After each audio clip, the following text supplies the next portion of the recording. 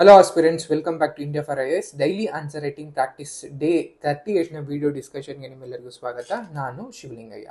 So day 38ಗೆ ನೀಡಿದಂತಹ ಪ್ರಶ್ನೆ ಏನು ಅಂತ ನೋಡೋದಾದ್ರೆ, exam in the administrative and economic reforms introduce by the Guptas, ಅಂದ್ರೆ ಗುಪ್ತರು ತಮ್ಮ ಆಡಳಿತದಲ್ಲಿ ಪರಿಚಯಿಸಿದ ಆಡಳಿತಾತ್ಮಕ ಮತ್ತು ಆರ್ಥಿಕ ಸುಧಾರಣೆಗಳನ್ನ ಪರಿಶೀಲಿಸಿ ಎನ್ನುವಂತಹ ಪ್ರಶ್ನೆಯನ್ನ ನೀಡಲಾಗಿರುತ್ತೆ.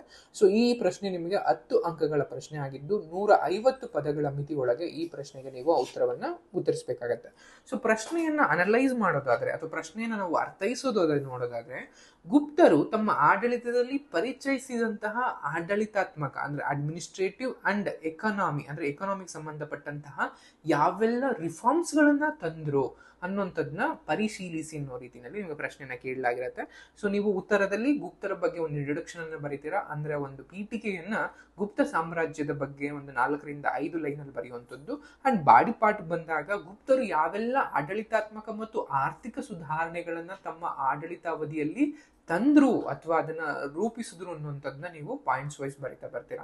ದೆನ್ ಲಾಸ್ಟ್ ಪಾರ್ಟ್ ನಲ್ಲಿ ನೀವು ಕನ್ಕ್ಲೂಷನ್ ಅಲ್ಲಿ ಹೇಗೆ ಆ ಪಾಯಿಂಟ್ಸ್ ಗಳು ಅಥವಾ ಹೇಗೆ ಆ ಆರ್ಥಿಕ ಮತ್ತು ಆಡಳಿತಾತ್ಮಕ ಸುಧಾರಣೆಗಳು ಗುಪ್ತರ ಒಂದು ಸಾಮ್ರಾಜ್ಯ ಬೆಳವಣಿಗೆ ಸಹಾಯ ಮಾಡಿದ್ವು ಅನ್ನೋ ರೀತಿಯಲ್ಲಿ ಆನ್ಸರ್ ಅನ್ನ ಎಂಡ್ ಮಾಡ್ತಾ ಬರ್ತೀರಾ. ಸೊ ಇದು ನಿಮ್ಗೆ ಈ ರೀತಿ ಆಗುತ್ತೆ. ಆನ್ಸರ್ ಅನ್ನ ನೋಡೋದಾದ್ರೆ ಯೂಶಲಿ ಪೀಠಿಕೆ ಭಾಗ ಬಂದು, ಈ ಪೀಠಿಕೆ ಅಥವಾ ಇಂಟ್ರೊಡಕ್ಷನ್ ಅಂತ ಏನ್ ಕರಿತೀವಿ, ಪೀಠಿಕೆಯಲ್ಲಿ ನಿಮ್ಗೆ ಭಾರತದ ಸುವರ್ಣ ಯುಗ ಎಂದು ಸಾಮಾನ್ಯವಾಗಿ ಉಲ್ಲೇಖಿಸಲ್ಪಡುವ ಗುಪ್ತರ ಅವಧಿಯು ಗಮನಾರ್ಹವಾದಂತಹ ಸಾಂಸ್ಕೃತಿಕ, ವೈಜ್ಞಾನಿಕ ಮತ್ತು ಕಲಾತ್ಮಕ ಸಾಧನೆಗಳನ್ನ ಕಂಡಿದ್ದು ಮಾತ್ರವಲ್ಲದೆ ಸಾಮ್ರಾಜ್ಯದ ಸ್ಥಿರತೆ ಮತ್ತು ಸಮೃದ್ಧಿಗೆ ಕೊಡುಗೆ ನೀಡಿದ ಗಮನಾರ್ಹವಾದಂತಹ ಆಡಳಿತ ಮತ್ತು ಆರ್ಥಿಕ ಸುಧಾರಣೆಗಳ ಪರಿಚಯವನ್ನ ಕಂಡಿತು. 1ನೇ ಚಂದ್ರಗುಪ್ತ, ಸಮುದ್ರಗುಪ್ತ ಮತ್ತು 2ನೇ ಚಂದ್ರಗುಪ್ತರಂತಹ ಗುಪ್ತ ಆಡಳಿತಗಾರರ ಅಥವಾ ಗುಪ್ತ ಅರಸರ ಅಡಿಯಲ್ಲಿ ಸಾಮ್ರಾಜ್ಯವು ತುಲನಾತ್ಮಕವಾಗಿ ಶಾಂತಿ, ರಾಜಕೀಯ ಬಲವರ್ಧನೆ ಮತ್ತು ಪ್ರವರ್ಧಮಾನಕ್ಕೆ ಬಂದಂತಹ ವ್ಯಾಪಾರದ ಅವಧಿಯನ್ನ ಅನುಭವಿಸಿತು. ಇವೆಲ್ಲವೂ ಕಾರ್ಯತಂತ್ರದ ಆಡಳಿತ ಮತ್ತು ಆರ್ಥಿಕ ನೀತಿಗಳಿಂದಾಗಿ ಸುಗಮಗೊಳಿಸಲ್ಪಟ್ಟವು. ಈ ಸುಧಾರಣೆಗಳು ಗುಪ್ತ ಸಾಮ್ರಾಜ್ಯದ ದೀರ್ಘಾವಧಿಯ ಯಶಸ್ಸು ಮತ್ತು ಸ್ಥಿರತೆಗೆ ಅಡಿಪಾಯವನ್ನು ಹಾಕಿದವು. ಈ ರೀತಿಯಾಗಿ ನೀವು ಒಂದು ಪೀಠಿಕೆಯನ್ನು ಬರಿಬೇಕಾಗತ್ತೆ. ನೆಕ್ಸ್ಟ್ ಹೆಡ್ಡಿಂಗ್ ಹಾಕೊಂಡು ಗುಪ್ತರು ತಮ್ಮ ಆಡಳಿತದಲ್ಲಿ ಪರಿಚಯಿಸಿದ ಆಡಳಿತಾತ್ಮಕ ಸುಧಾರಣೆಗಳು ಈ ಕೆಳಕಂಡಂತಿವೆ ಅನ್ನುವಂಥ ರೀತಿಯಲ್ಲಿ ಒಂದು ಹೆಡ್ಡಿಂಗ್ ಅನ್ನು ಹಾಕೋಬೇಕಾಗತ್ತೆ ಅಥವಾ ಒಂದು ಶೀರ್ಷಿಕೆಯನ್ನ ಹಾಕೋಬೇಕಾಗತ್ತೆ. ಆ ನಂತರದಲ್ಲಿ ಪಾಯಿಂಟ್ಗಳನ್ನ ನೀವು ಯಾವೆಲ್ಲ ಒಂದು ಆಡಳಿತಾತ್ಮಕ ಒಂದು ಸುಧಾರಣೆಗಳನ್ನ ಅವರು ಕಂಡುಕೊಂಡ್ರು ಅಥವಾ ಯಾವೆಲ್ಲ ಆಡಳಿತಾತ್ಮಕ ಸುಧಾರಣೆಗಳನ್ನ ಪರಿಚಯಿಸಿದ್ರು ಅನ್ನೋಂಥದ್ದನ್ನ ಲಿಸ್ಟ್ ಡೌನ್ ಮಾಡ್ತಾ ಬರ್ಬೇಕಾಗತ್ತೆ. ಕೇಂದ್ರೀಕೃತ ಆಡಳಿತ ಆಗಿರ್ಬೋದು ಅಥವಾ ಪ್ರಾಂತೀಯ ಆಡಳಿತ ಆಗಿರ್ಬೋದು, ಸ್ಥಳೀಯ ಸ್ವಾಸಹಕಾರ ಆಗಿರ್ಬೋದು ಅಥವಾ ಈ ರೀತಿ ಅಂತ ಮಾಡ್ಬೋದು. ದೆನ್ ಆರ್ಥಿಕ ಸುಧಾರಣೆಗಳು ಏನೇನೆಲ್ಲ ಹಮ್ಮಿಕೊಂಡ್ರು ಅಂದ್ರೆ ಕೃಷಿ ಅಭಿವೃದ್ಧಿ ಆಗಿರ್ಬೋದು, ಕೃಷಿಯನ್ನ ನೀರಾವರಿ ಅಥವಾ ಭೂ ಮಂಜೂರಾತಿ ಅಥವಾ ತೆರಿಗೆಗಳನ್ನ ಪ್ರೋತ್ಸಾಹ ನೀಡಿದ್ದಾಗಿರ್ಬೋದು, ತೆರಿಗೆಗಳನ್ನ ಕಮ್ಮಿ ಮಾಡಿದ್ದಾಗಿರ್ಬೋದು, ಇವೆಲ್ಲವನ್ನು ಕೂಡ ನಾವು ಕೃಷಿಯಲ್ಲಿನ ಅಭಿವೃದ್ಧಿಗೆ ಸಹಾಯ ಮಾಡ್ತಾ ಬರುತ್ತೆ. ದೆನ್ ವ್ಯಾಪಾರ ಮತ್ತು ವಾಣಿಜ್ಯ ಆಗಿರ್ಬೋದು ಅಥವಾ ಕರೆನ್ಸಿ ವ್ಯವಸ್ಥೆ ಅಂತ ಏನ್ ಕರಿತೀವಿ, ಅಂದ್ರೆ ಚಿನ್ನ ಮತ್ತು ಬೆಳ್ಳಿ ನಾಣ್ಯಗಳನ್ನ ಪರಿಶೀಲಿಸಾಯಿತು. ಯೂಶಲಿ ಅದನ್ನ ದಿನಾರ್ ಮತ್ತು ರೂಪಿಕಾ ಅಥವಾ ರೂಪಕ ಅಂತ ಕರಿತೀವಿ. ಅಂದ್ರೆ ಇವತ್ತಿನ ರೂಪಾಯಿಯ ಒಂದು ಮೂಲ ರೂಪವನ್ನ ನಾವು ಈ ಕರೆನ್ಸಿ ವ್ಯವಸ್ಥೆಯಲ್ಲಿ ಅಥವಾ ಗುಪ್ತರ ಒಂದು ಕರೆನ್ಸಿ ವ್ಯವಸ್ಥೆನಲ್ಲಿ ಕಾಣ್ತಾ ಬರ್ಬೋದಾಗತ್ತೆ. ಅಂಡ್ ತೆರಿಗೆ ಆಗಿರುತ್ತೆ, ಅಂದ್ರೆ ಯೂಶಲಿ ಭೂ ಆದಾಯ ಆಗಿರ್ಬೋದು ಅಥವಾ ವ್ಯಾಪಾರ ತೆರಿಗೆ ಆಗಿರ್ಬೋದು ಅಥವಾ ಯೂಶಲಿ ಈ ಆದಂತಹ ಒಂದು ಪ್ರಮಾಣೀಕೃತವಾದಂತಹ ಒಂದು ತೆರಿಗೆ ವ್ಯವಸ್ಥೆಯನ್ನ ಅಥವಾ ಸುಧಾರಣೆಯನ್ನ ನಾವು ಗುಪ್ತರ ಕಾಲದಲ್ಲಿ ಕಾಣ್ತಾ ಬರ್ತೀವಿ.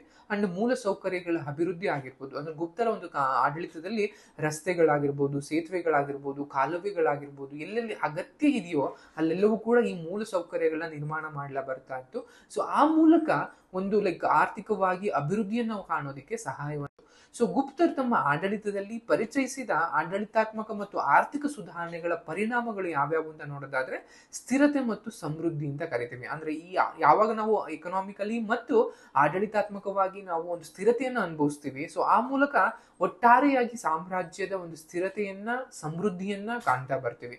ಸೊ ಆ ರೀತಿಯಲ್ಲಿ ನೀವು ಪಾಯಿಂಟ್ ಅನ್ನು ಬರೀಬಹುದಾಗಿರುತ್ತೆ. ಅಂಡ್ ಆರ್ಥಿಕ ಬೆಳವಣಿಗೆ ಆಗಿರ್ಬೋದು, ಸಾಂಸ್ಕೃತಿಕವಾಗಿ ಅಭಿವೃದ್ಧಿಯನ್ನು ಹೊಂದಿದ್ದಾಗಿರ್ಬೋದು ಅಥವಾ ಪ್ರಾದೇಶಿಕ ಅಭಿವೃದ್ಧಿಯನ್ನು ಕೂಡ ನಾವು ಹೇಗೆ ಅನುಭವಿಸಿದ್ವು ಅನ್ನೋದನ್ನ ಅಥವಾ ಹೇಗೆ ಗುಪ್ತರು ಅನುಭವಿಸಿದ್ರು ಅಥವಾ ಗುಪ್ತರ ಕಾಲದಲ್ಲಿ ಹೇಗೆ ಅದೆಲ್ಲ ಸಾಧ್ಯ ಆಯ್ತು ಅನ್ನೋಂಥದ್ದನ್ನ ನೀವು ಆಯ್ಕೆ ಬರಬೇಕಾಗುತ್ತೆ. ದೆನ್ ಕನ್ಕ್ಲೂಷನ್ ಪಾರ್ಟ್, ಹೇಗೆ ಇವೆಲ್ಲವೂ ಕೂಡ ಅಂದ್ರೆ ಏನು ಆಡಳಿತಾತ್ಮಕ ಮತ್ತು ಆರ್ಥಿಕ ಸುಧಾರಣೆಗಳು ಹೇಗೆ ಒಂದು ಗುಪ್ತರ ಸಾಮ್ರಾಜ್ಯವನ್ನ ಏರುಗತಿನಲ್ಲಿ ಅಥವಾ ಹೇಗೆ ಒಂದು ಗುಪ್ತರ ಸಾಮ್ರಾಜ್ಯವನ್ನ ಒಂದು ಸುವರ್ಣ ಯುಗ ಮಾಡೋದಕ್ಕೆ ಸಹಾಯ ಮಾಡಿದ್ವು ಅನ್ನೋ ರೀತಿಯಲ್ಲಿ ನೀವು ಆನ್ಸರ್ ಅನ್ನ ಕನ್ಕ್ಲೂಷನ್ ಅಲ್ಲಿ ಬರಿಬೇಕಾಗುತ್ತೆ. ಇಂಗ್ಲಿಷ್ ಬಂದಾಗ ಇಂಟ್ರೊಡಕ್ಷನ್ ಪಾರ್ಟ್ ಅನ್ನ ಕೊಟ್ಟಿದೀವಿ. ಸೇಮ್ ಲೈಕ್ ಅಂದ್ರೆ ಗುಪ್ತರ ಪೀರಿಯಡ್ ಹೇಗೆ ನಾವು ಗೋಲ್ಡನ್ ಏಜ್ ಆಫ್ ಇಂಡಿಯಾ ಅಂತ ರೀತಿಯಲ್ಲಿ ನಾವು ಒಂದು ಇಂಟ್ರೊಡಕ್ಷನ್ ಅನ್ನ ಕೊಟ್ಟಿದ್ದೀವಿ. ಆ ನಂತರದಲ್ಲಿ ಅಡ್ಮಿನಿಸ್ಟ್ರೇಟಿವ್ ರಿಫಾರ್ಮ್ಸ್, ಯಾವೆಲ್ಲ ಅಡ್ಮಿನಿಸ್ಟ್ರೇಟಿವ್ ರಿಫಾರ್ಮ್ಸ್ ಗಳನ್ನ ನಾವು ಗುಪ್ತರಾಗಿರುತ್ತೆ ಅದು, ಅಂಡ್ ಎಕನಾಮಿಕ್ ರಿಫಾರ್ಮ್ಸ್, ಯಾವೆಲ್ಲ ಆರ್ಥಿಕ ಸುಧಾರಣೆಗಳನ್ನು ತಂದ್ರು. ಈ ಒಂದು ಎಕನಾಮಿಕ್ ಮತ್ತೆ ಅಡ್ಮಿನಿಸ್ಟ್ರೇಟಿವ್ ರಿಫಾರ್ಮ್ಸ್ಗಳು ಹೇಗೆ ಗುಪ್ತ ಸಾಮ್ರಾಜ್ಯದ ಮೇಲೆ ಇಂಪ್ಯಾಕ್ಟ್ ಮಾಡುದು ಅನ್ನೋದನ್ನು ಕೂಡ ನೀವು ಅಂಡ್ ಕನ್ಕ್ಲೂಷನ್ ಪಾರ್ಟ್. ಸೊ ಇದಿಷ್ಟು ಮಾಡಿದಾಗ ನಿಮಗೆ ಒಂದು ಆನ್ಸರು ಪರಿಪೂರ್ಣವಾದಂತಹ ಅಥವಾ ಒಂದು ಮಾಡೆಲ್ ಅನ್ನು ಒಂದು ರೂಪಕವಾದಂತಹ ಒಂದು ಲೈಕ್ ಒಂದು ಎಕ್ಸಾಂಪಲ್ ಅಂದ್ರೆ ಲೈಕ್ ಇದೊಂದು ಬೆಸ್ಟ್ ಆನ್ಸರ್ ಅಂತ ನಾವು ಹೇಗೆ ಕರಿತೀವೋ ಆ ರೀತಿಯಾದಂತಹ ಒಂದು ಆನ್ಸರ್ ಆಗುತ್ತೆ. ಸೊ ಆದಷ್ಟು ಇಂತಹ ಅಂಶಗಳನ್ನ ನಿಮ್ಮ ಆನ್ಸರ್ ಅಲ್ಲಿ ರೂಢಿಸ್ಕೊಳ್ಳೋದಕ್ಕೆ ಸಹ ಒಂದು ಲೈಕ್ ಪ್ರಯತ್ನವನ್ನ ಪಡಿ. ಸೊ ಈ ಒಂದು ವಿಡಿಯೋ ನೋಡಿದ್ಮೇಲೂ ಕೂಡ ಒಂದು ಲೈಕ್ ಅನಲೈಸ್ ಮಾಡಿಕೊಂಡು ನಾವು ಈಗ ಏನ್ ಡಿಸ್ಕಷನ್ ಮಾಡಿದೋ ಅದ್ರ ಬೇಸಿಸ್ ಮೇಲೆ ನೀವು ಮತ್ತೊಂದು ಬಾರಿ ಆನ್ಸರ್ ಅನ್ನು ಬರೆಯೋದಕ್ಕೆ ಪ್ರಯತ್ನ ಪಡಿ. ಆ ಮೂಲಕ ಉತ್ತಮವಾದಂತಹ ಅಂಕಗಳನ್ನ ಪಡೆಯೋದಕ್ಕೆ ನೀವು ಸಹಕಾರಿಯನ್ನು ಪಡ್ಕೋಬಹುದಾಗಿರುತ್ತೆ.